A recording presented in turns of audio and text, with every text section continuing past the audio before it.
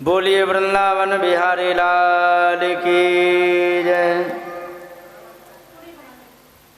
एक बार की बात,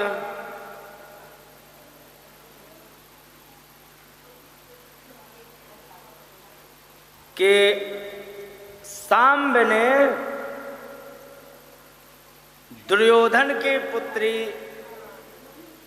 को स्वयंवर में हरण करने का प्रयास किया, और जैसे ही स्वयंवर में हरण करने का प्रयास किया तो हरण करने पर उनको पकड़ लिया गया। वे भूल गए कि जहाँ पर भीष्म पितामह जैसे योद्धा हैं, द्रोणाचार्य जैसे योद्धा हैं, वहाँ पर अपना कुछ नहीं हो पाएगा। और ऐसा विचार ना करके सांब ने दुर्योधन की पुत्री का हरण करने का प्रयास किया और उनको पकड़ लिया गया, कारागृह में डाल दिया गया। और जब उनको कारागृह में डाला गया, यहाँ पर पता लगा द्वारिका में कि यहाँ पर सांब को कारागृह में डाल दिया गया है। यहाँ से भगवान ने तुरंत सेना तैयार करी।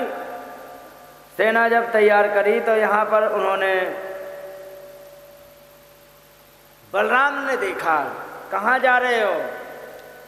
अरे कहे कि सांब को उन्होंने कारागृह में डाल दिया है।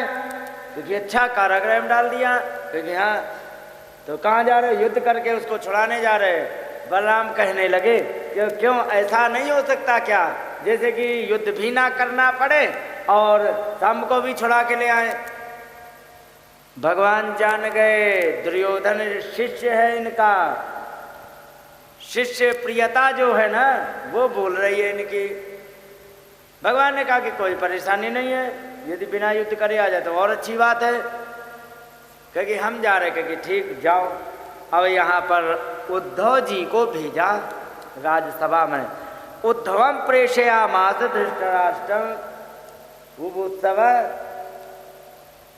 धृतराष्ट्र को समझाने के लिए उद्धव जी को भेजा गया और जा करके वहाँ पर समझाया कि ऐसा करो, बलराम जी आए हैं, प्रेम से तुम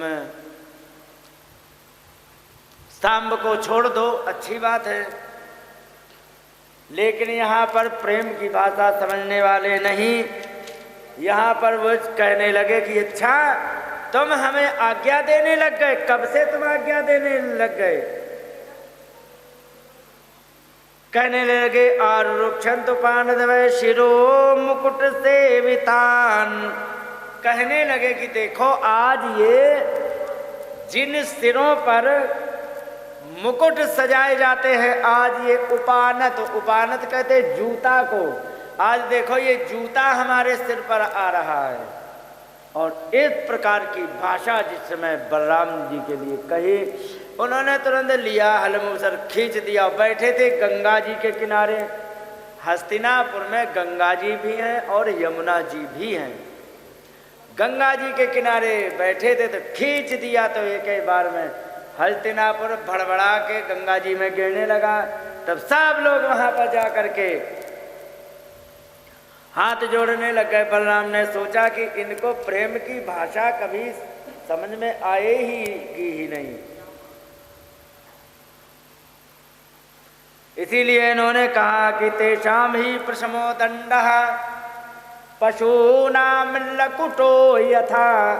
इनको तो केवल समझाने का साधन लठ है, इनको दंडित किया जाए, यही इनको समझाया जा सकता है। जैसे कि पशु नाम लकुटो यथा, पशु को जैसे डंडा दिखाने से ही नियंत्रण में आता। आपने कुत्ते को देखा होगा, कुत्ते को अगर वैसे ही हाथ पैर हिलाते रहो तो कुत्ता, और डांटते रहो वो नहीं जाएगा, जैसे ही उठाओ डंडा सो सर्र से भागेगा। कह रहे तेषाम ही प्रथमो दंडः, इनका तो शांति का उपाय केवल इनको दंडित करना है। कि किस प्रकार? कई पशु नाम लकुटो यथा, पशु जैसे लठ से कंट्रोल में आता है। उन्होंने खींची, गंगा जी पानी में गिरने लग गई। सब लोग हाथ जोड़ के आगे, चलो चलो बचाओ बचाओ बचाओ बचाओ। सब लोग हाथ जोड़ के आगे, क्योंकि नहीं तुम्हें समझ में नहीं आता था, हम तो जूता जैसे हैं, तुम्हारे सिर पे चढ़ रहे हैं। तब यहाँ पर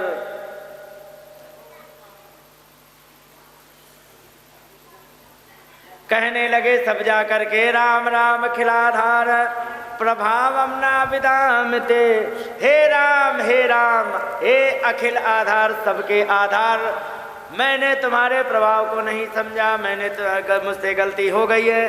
अब आप मूढ़ा नाम ना कुटुंबी नाम क्षंतुम अर्यस्ति विक्रमाम। हे पराक्रमी योद्धा, आप हम जैसे मूर्ख कुटुंबियों को क्षमा कर दो, हमें बख्श दो, माफ कर दो। बलराम ने कहा तुम्हें तभी माफी मिलेगी कि कब, जब सांब को और हमारी पुत्र वधू को सम्मान सहित लेके आओगे, तब यहाँ पर आज्ञा मिली। तो यहाँ पर सांब को और उनके जिनको भगा के लाने का प्रयास कर रहे थे उनको बड़े प्रेम से लाए, विवाह किया गया। और विवाह करने के पश्चात तब यहाँ पर लेके आए। इसके बाद भगवान की दिनचर्या का वर्णन नारद जी ने दर्शन किया। नारद जी ने दर्शन ये किया कि जिस घर में जाते हैं भगवान, उस घर में नया काम करते हैं। जहाँ पहुँच जाते वहाँ पर नया काम करते मिलते हैं। कहीं बालक, एक घर में गए बालक को पढ़ा रहे,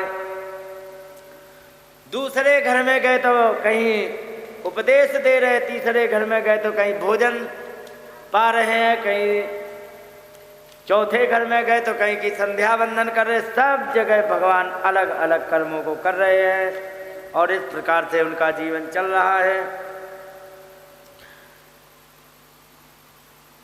यहाँ पर भगवान 16,108 रानियों के साथ एक ही घर में आसानी से वे रहते हैं।